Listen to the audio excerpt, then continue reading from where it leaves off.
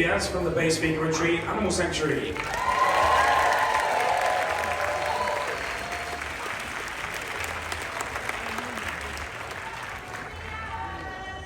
Hello!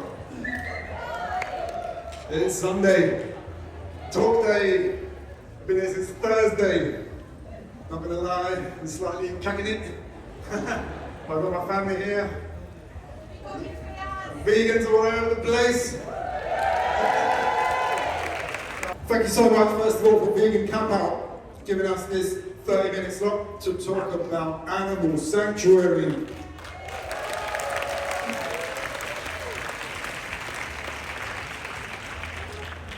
We are the Base Vegan Retreat Animal Sanctuary in Bristol. And being accommodating types, we have arranged bits in the talk from a couple of other sanctuaries. That's the Retreat Animal Rescue in Kent, and Pear Tree Farm Sanctuary in Somerset. And also the amazing Neuter Project. We'll be hearing a bit more about them later on. So, thank you for coming. The first real thing I learned about animals was as a young child, about 5. My mum used to say, "Don't worry about the animals, son, because unlike humans, they are exempt from judgment. They all have a free pass to heaven, because animals are much closer to God than us." How simple, beautiful is that? If that's the case, then how about we treat them with the utmost respect and don't harm them at all? We treat them like something sacred, someone sacred. Something is crossed out, someone sacred. The number one takeaway from this talk is that looking after animals is the closest thing you can get to your higher power. Good things will rain down on you in many forms. Sometimes we don't see them, but that's only because we're not looking. So, come the day, we humans will be stuck in the queue of judgment. The animals will be gliding past us, straight through, speedy boarding at Gate Pearly. I wouldn't be surprised if some of them are smirking at the humans.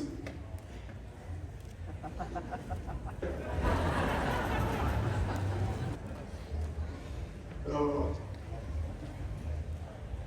So how big and beautiful is Vegan Camp Out? I was just thinking, being vegan without Camp Out would be a little bit dry. I'm loving it. Biggest thing on the vegan calendar. And look what has come from one person having that little idea and locking on to it. That's a recurring theme in this talk. Look out for it. What I learned was that what is now this massive vegan festival was conceived from simple desire, just to bring some friends together. Pure and simple. The big plans, big festival plans come afterwards. So thank you to Jordan and Ellis and the team for fighting on year after year through all manner of test and judgment. They're a real inspiration, I have so much respect for them. Do you dream then of having an animal sanctuary? I'm dying to know. Hands up please, if anyone's dreaming about it. Okay. Let's hope today is the day it becomes action.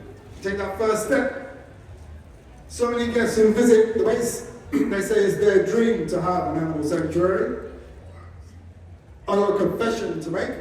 I'm the one up here giving the talk, but the sanctuary is not mine.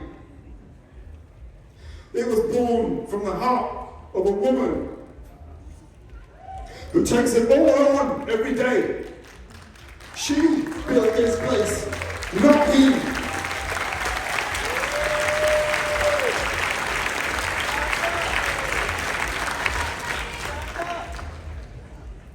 And that's why, on this occasion at least, she just couldn't handle standing up here, because that woman has been taking it all on every day.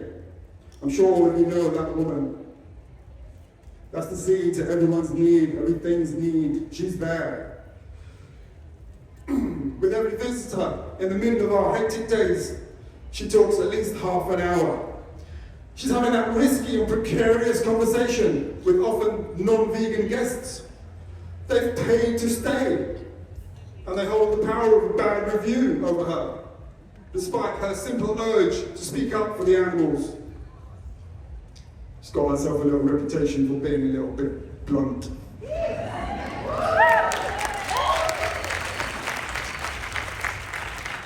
The point here in this little intro is that the big plan of what we want comes later. The critical part of any dream becoming a reality is that pure and simple desire. Don't forget, on the day the world goes vegan, where will all the animals go? We're going to need an animal sanctuary on every corner. Anywhere you go, you're going to have a sanctuary site mission on the way. There's some understated benefits of our animal sanctuary, which might be quite motivational, might be quite inspiring. Obvious one, most important one, is great for animals.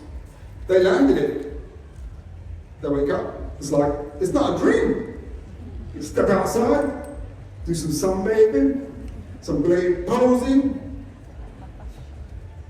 take a dip in the pool, cruise past the all-day buffet, hang out at the local watering hole. I go downtown, chuck some birds up, finish off with a bit of a punch-up, and home to bed. That's what goes down here anyway. There's a non-obvious benefit. People come and meet animals for real. Not in a zoo or a petting farm, but in a respectful, dignified setting where the people who run the place don't eat them.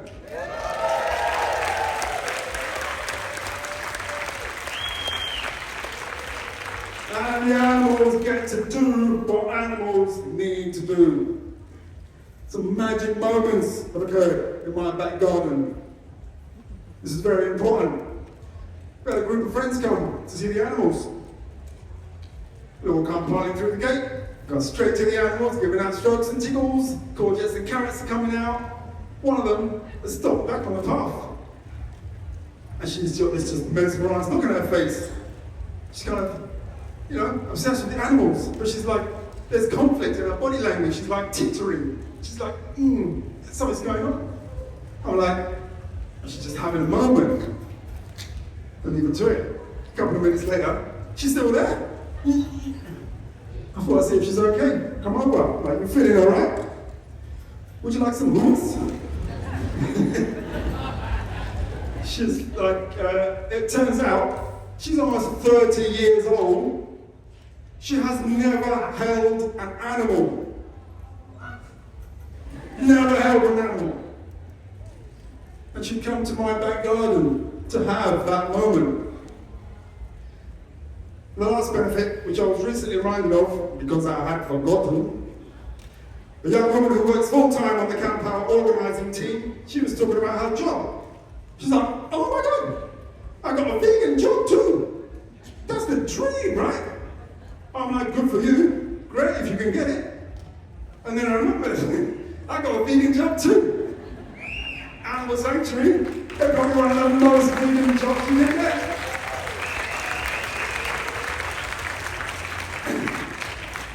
So, it's called the base, and we're in Bristol.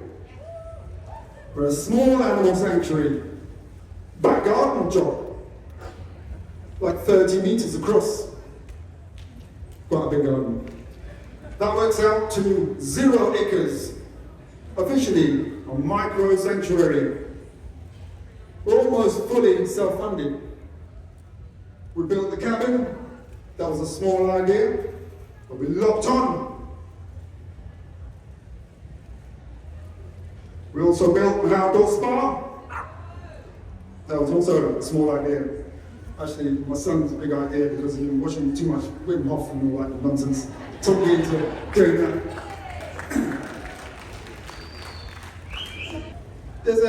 a yin and yang to the whole setup we got here. On the guest side, we deliver service and we get money. And on the animal side, we give all the money and we get shut on. We have around 50 animals, smallest guinea pigs up to the biggest.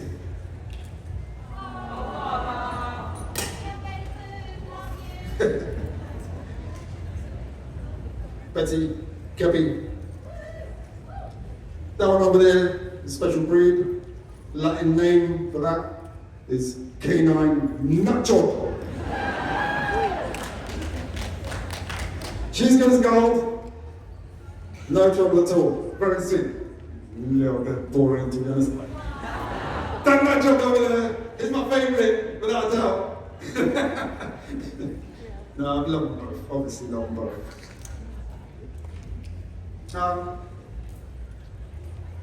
We're a husband and wife team. We have different skills. It's very useful. So we cover more ground. Whoever you got involved in your project, that's a good thing to have. Different people doing different things. Basically, we do hospitality, and we've done it for 20 years now. We have animal guests, we have human guests. Guests are guests. If you stay with us, whichever you are, you'll be getting your bedding changed, and food will be served. This works very well, as long as we don't get mixed up about who's down for a bum wash.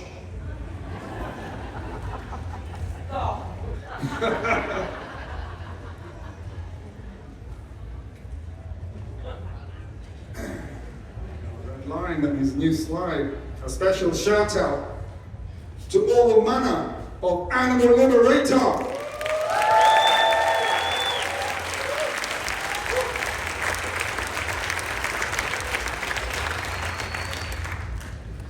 Don't make any assumption about what kind of people are behind these balaclavas. You can't make any assumption. I'm talking about the whole spectrum to move animals from a sad place to a happy place. At one end, you've got my favourite, obviously. Banged up, bolt proper nut jobs. They turn up at a sanctuary in the middle of the night with a car full of animals. They open the boot to all these frightened little faces looking up at you. Get inside. You can't beat this. It's such an emotionally driven, passionate, yet knucklehead thing to do. But it has a raw beauty to it. So they turn up and deliver the animals, and you're like, you feel indebted to them. You're going to stop and have a cup of tea and a chat with them. They're like, thanks. Oh. It's a bit weird standing someone talking like all buried up. Do I know you?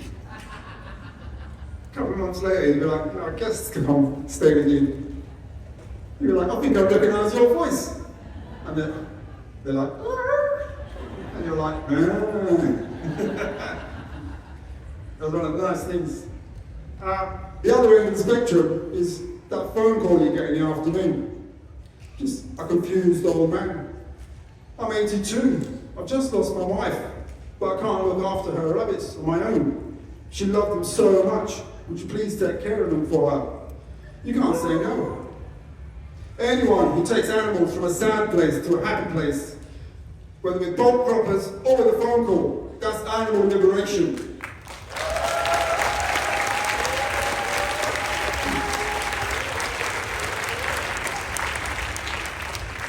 Fill up all the sanctuaries, yay!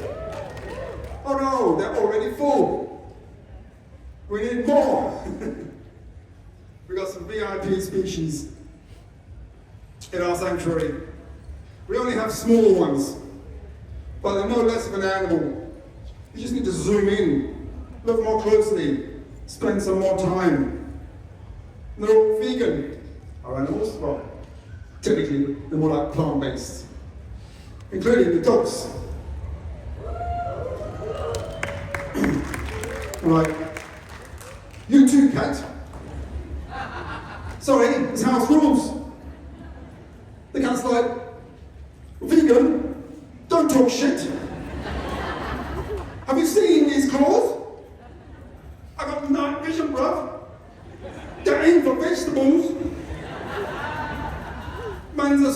solitary nocturnal predator. That's how my cat talks. He's from the streets of East London. He's also black, but that's just a coincidence.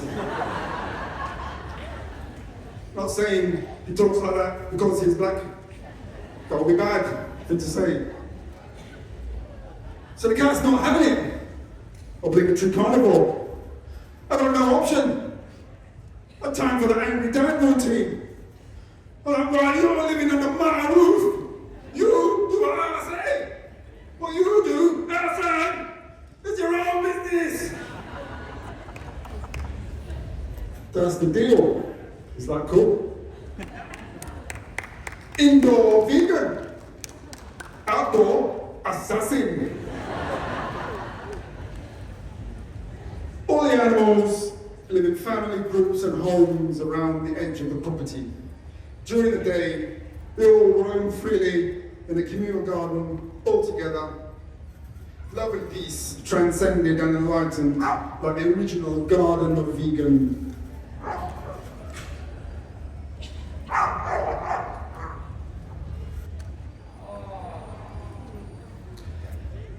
Undisputed stars of the show. Turkeys. It does have this thing where they want to connect with humans. I've never seen anything like it. Might be more than dogs. They just love the strokes and cuddles. Literally cannot get enough all day long. There's definitely a human and turkey thing going on. I have no gags for these graceful, serene beings. My most spiritual, animal-based moment was with a turkey called Linda. It was the depths of winter, well below zero. I got out late tonight to check on her, because she's got this habit of not going in the house. She's sitting outside in the cold.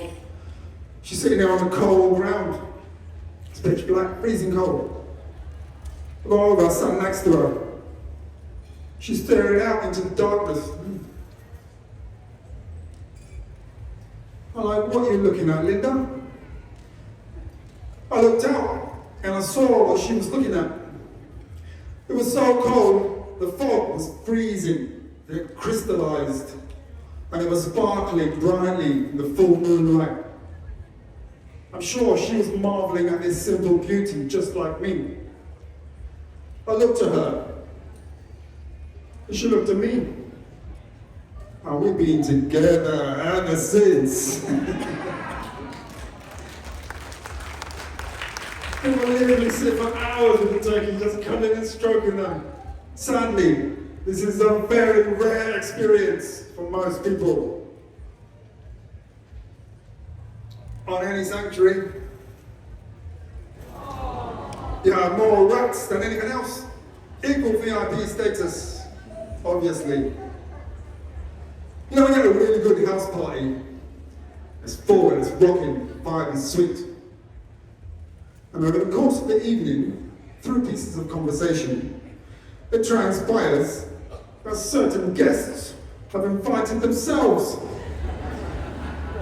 And those are the very same guests who are going in a bit hard on the food. Those are rats, but they're still contributing to the party atmosphere. So you wouldn't kick them out?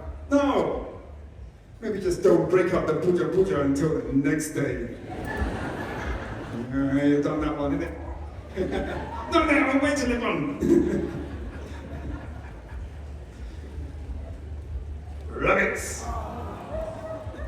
Get ready to learn something new about rabbits. Many say, I had rabbits once, and they ripped each other to shreds. That's because they are highly complex social behavior. You got to understand it. Luckily, all you need to know is contained in one metaphor, one familiar metaphor. Think gangster. And it all makes perfect sense. They live in gangs. They protect their territory. They use violence where necessary. They exhibit blatant misogyny.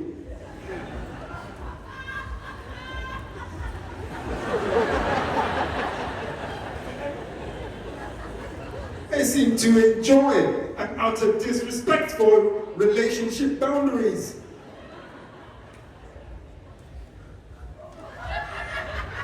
That's Mr. Grumps. That's his gangster name is Mr. Grumps. This is one of those images which serves two purposes. So here is Gangster Grumps. Unfortunately, in his other role, Mr. Grumps here missed out on all the character building virtues of gang banging. A classic case, a solitary pet, bought for child, bereft of his own kind. No bros, no holes. Child gets bored, rabbit neglected, rabbit palmed off to sanctuary. The guy turns up, I open the door. He hands the rabbit over in a Tesco bag for life.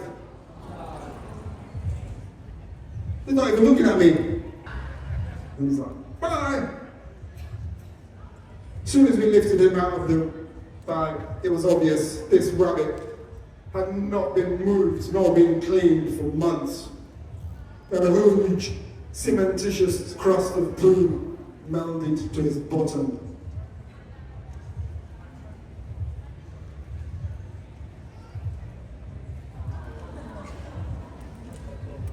TNS rabbits, these are known as. They live in the enclosure at the top of the garden called the ALF camp.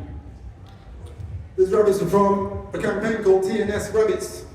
They come from a rabbit meat and fur farm in the UK. They were targeted by animal rights activists.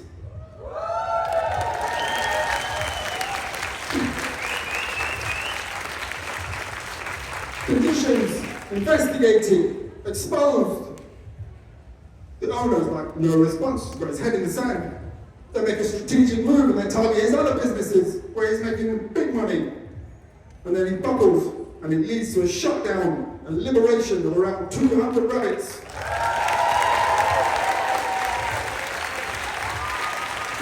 Not only that, these animal rights activists, terrorists, extremists, and nutjobs, they had vets organised to inspect these rabbits. They kept their social groups intact. They were all sexed. They had homes and sanctuaries were organised and in place before the liberation. They had funding in place for the neutering. We even had follow-up calls. Very responsible, well-organised animal liberation.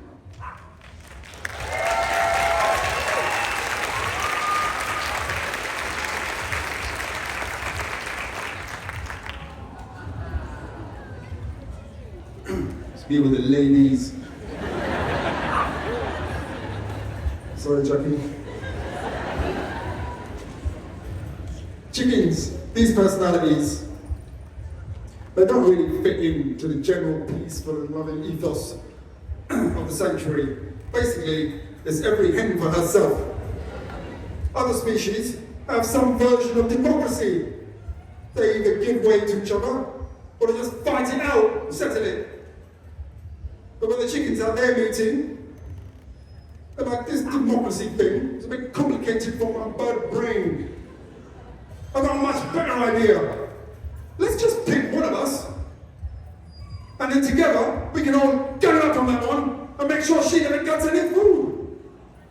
Endless fun for everyone. That's my kind of democracy.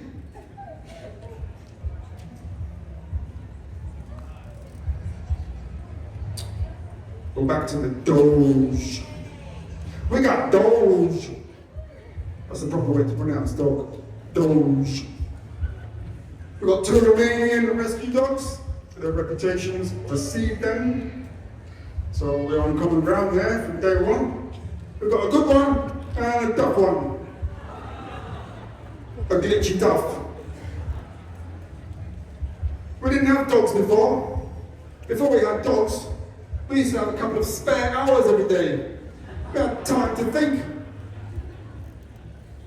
Been so lucky with these 2 beautiful dogs. From day one, they've been very protective of all the furry little twitchy animals in the animal sanctuary. It's very bizarre. They know the difference about who's resident and who's not resident. They'll chase off any crows and magpies and rats. Sorry, rats. So to recap, we have 0 acres, 0 spare time, and we get shut on. So far, so good.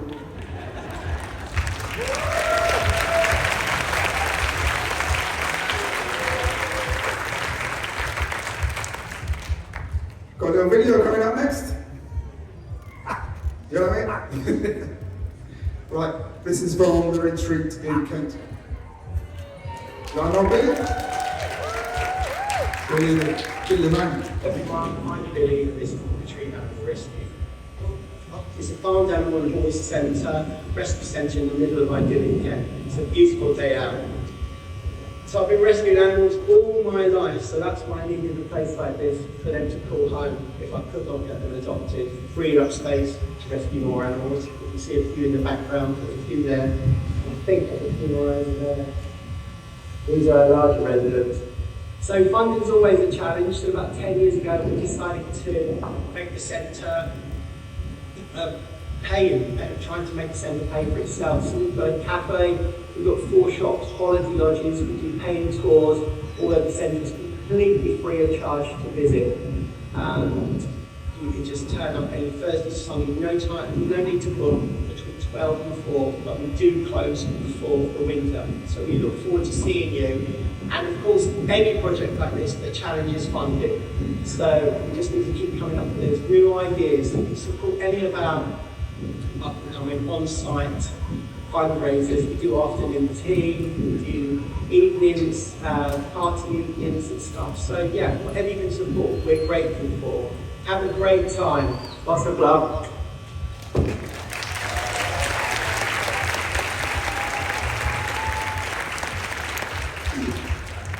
I'm going to leave that beautiful face up there for a while. He has guest cabins as well. I stayed in one myself. Felt a bit like 4 in a bed. So I had a good look about. For me, the best thing was, in the guest information book, there's a little passage in there. Can't remember it word for word, but I'll paraphrase. But don't moan about the accommodation, because we have much more important things on our minds. Like the animals, remember? And I love that sense of priority. Animals first. So if you stay in any sanctuary accommodation, you don't want to be that person complaining. Remember, it's a fundraiser for the animals.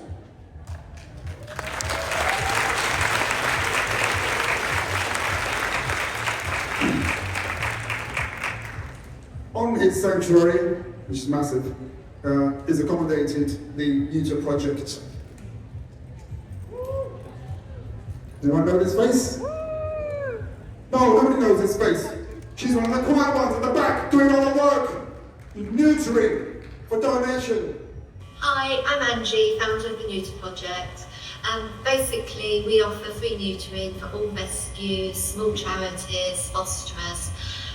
We're based at the Retreat Farm Animal Sanctuary, and the reason we do this is just to help rescues out. Rescues are struggling at the moment, have been for years. So we've been formed about 3 years. We are a registered practice. All our vets and nurses that come are volunteers, giving up their free time to help these rescues. We've helped over 35 different rescues to date, neutering 1,400 animals. Which is massive. I've been involved in rescue and welfare just coming up to over 45 years. And it's so important. It's sort of a bit that's been forgotten about. There's no figures that show the amount of animals in this country that are simply killed because there's not the homes.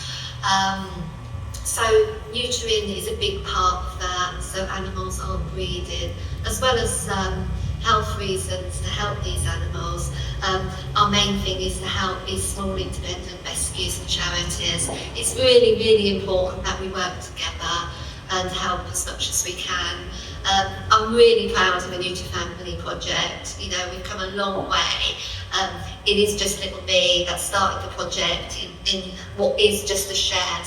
And massive thanks to Billy Thompson of the Retreat for just saying, set it up here when I started chatting to him about the project. And support your rescues. They really are the backbone of animal liberation. So Hope you're having a wonderful festival, and hope the sun is shining.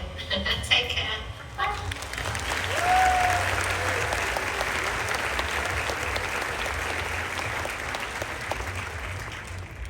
45 years. These animal rights people don't know how to exaggerate. Are you paying attention? They perform neutering surgery for donation. They all have day jobs. They work weekends for free for the animals. This goes down in one of the huts on Bennet's Retreat. Vet, nurse, Angie, has converted one into a fully fledged veterinary practice. The Neuter Project, she thought about it long and hard. Obviously, she's like, we're going to nip this in the bud, stop the breeding. And they were a godsend for rescues like us when we had like 15 guinea pigs that all needed neutering. From a petting farm rescue.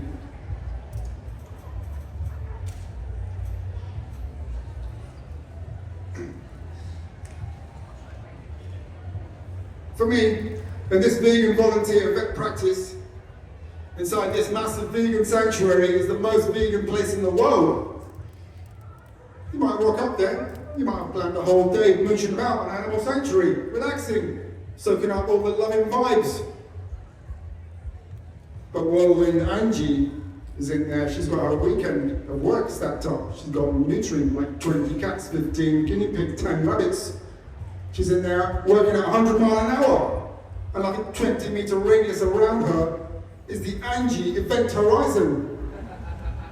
You go one step too close, she's like, oh hello, have you come to volunteer?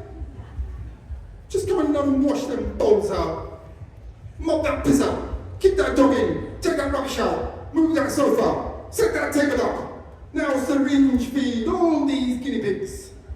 They've just come round from surgery. My relaxing day out is history. I've slipped into a parallel universe. I'm on my hands and knees and scrubbing down animal carriages with a bucket of hot soapy water. I don't mind doing my bit for a sanctuary, but I'm getting told off at the same time. Do you know? Both sides. And did you spray it? I don't want you to spray it. Don't wipe it off. You need to leave it on to work. It's chemical. No, come back and try them. You can't leave them wet. It's unhygienic. Don't you know that?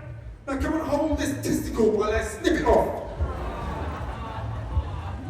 Right then, have you had any lunch? There you go, have some homemade chili. I made it last night. Mayo, good morning. I know it's not very much, but I brought some apple crumble too, for pudding. So many layers of love and devotion and passion in that room. She's got the speed, drive, and determination to see to these animals and give them what they need. I've worked with her. I've seen her vaccinate like 20 rabbits all in different enclosures in like 5 minutes. It was the end of the day, the rabbit vaccination job. We didn't have time for it. We'd all decided we were going to go home. We're all getting our coats on, checking the train time, saying goodbye. Angel's up at the window, she's got her hands on the cap. She's looking out the window at the rabbits. She's looking at the clock, there's 10 minutes to go. She's looking at these volunteers, part-timers are sloping up early. She's not having it. She gets an empty container, shoves it in my ribs. She's like, stick with me, we're going in. She rounds up 20 syringes loaded with vaccine. She's tucking them in her back pocket, she's tucking them in her hair. We get down to the enclosures, she sends me in first. Get down on your knees. I'm on my knees holding this container, and she's behind me, I can't see what she's doing. I'm staring into it thinking, what's going on? What's the empty container for? Oh no, it might be for my own head. She goes on her knees next to me. And then the energy shifts. With Angie, and with animal, she's doing her thing. It goes silent. This like zen-like state comes over the place. And I'm thinking, I'd like to see her round up all these rabbits. Takes me half an hour with all the family and some neighbours to round up one. She starts this kind of Tai Chi movements going on. And then some kung fu, and she got a rabbit. Rabbit didn't even know anything happened. She draws a syringe. Vaccination.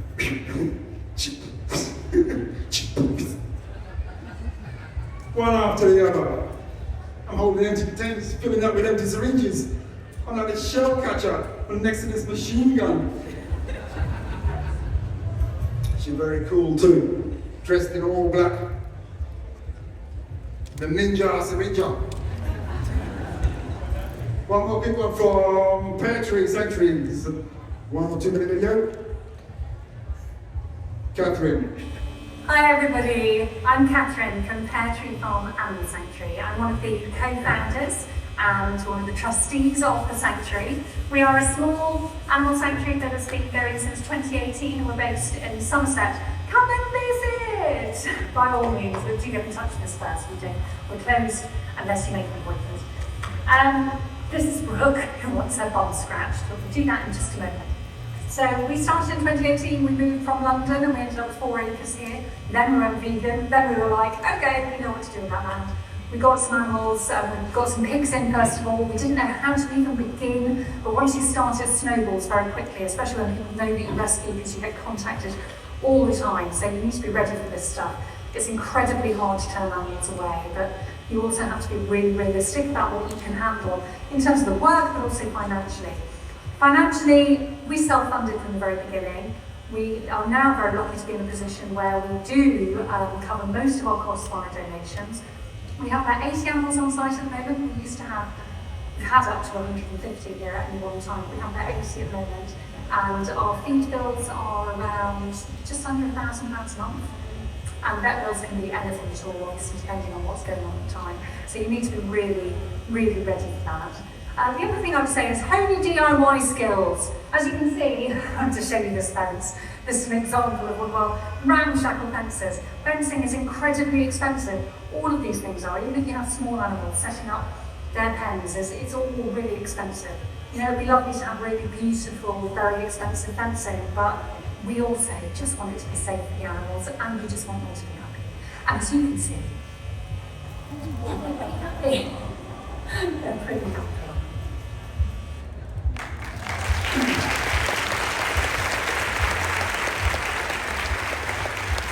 We're running out of time. Basically, we've done an animal rescue with her.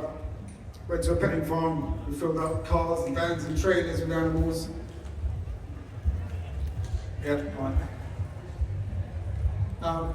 Yeah, just a really rewarding day. Taking animals from that petting farm to her sanctuary. It's been a light-hearted talk. We weren't going to have time to cover important things like animal security and animal care and being organised. But if you want to know any of that, by all means come to us. You can talk to us after the talk, you can message us, get in touch online. We've got loads of really good advice the way we run ours. Got a lot of tips and tricks.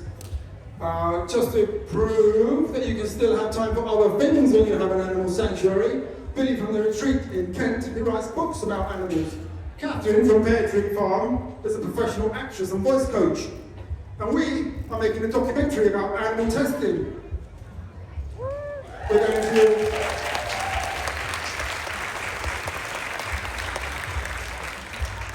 Son's going to show me 2 minute David Goggins video. I'm like, no problem, we can get through this. We're going to the US next week. I've got an interview confirmed with Moby. And the Neuter Project. One last video.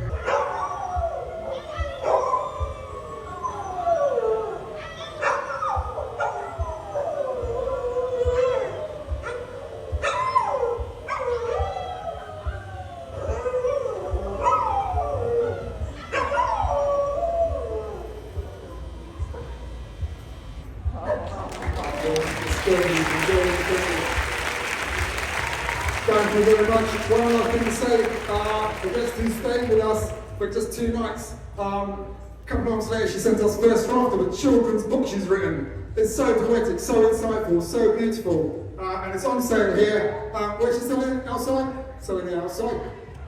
She's giving 25% of the profits to the base food retreat. Thank you so much. I'm sorry I didn't have time for all this talk.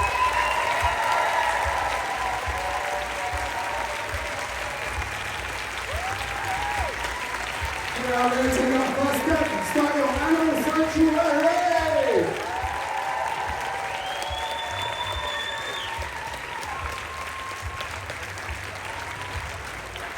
much for the warm reception. I might do this again.